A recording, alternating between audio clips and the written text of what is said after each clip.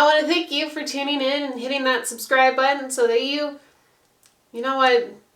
Something doesn't feel right here. Let's start again. Welcome back to Screaming Monkey Productions. I'm your host, Lindsay, also known as Skinny Bitch 97. We're rude, cream, might call you dude, but we're also loud and proud and not afraid to show it. We're out here ripping farts and breaking hearts, and ladies and gentlemen, today I'm going to show you how to highlight your own Twitch broadcast.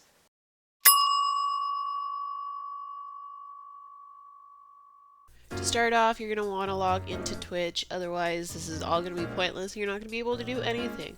So once you're logged in, you're going to click on your profile, and in this drop down menu you're going to select Video Producer.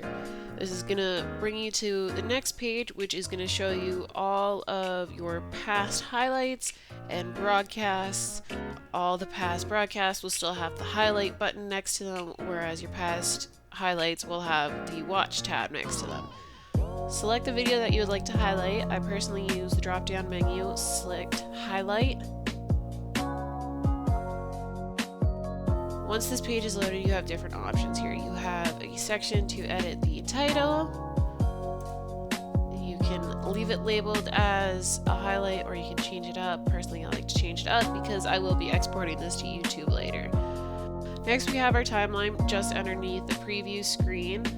And this yellow bar represents what is actually going to be highlighted. And this can be adjusted one of two ways. You can either select the beginning of it and drag to where you'd like your video to start, or you can use the drop-down menu.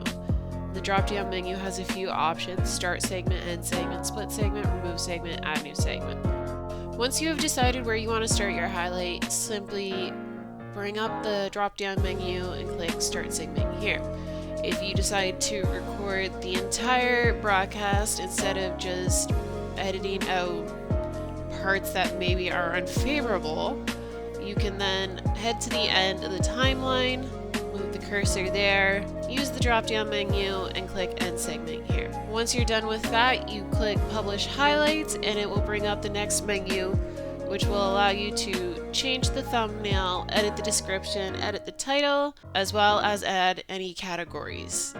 If you're like me, then you like to edit out all the loading screens that have occurred while you've been streaming, in which case you're going to see these purple boxes start to appear along your timeline.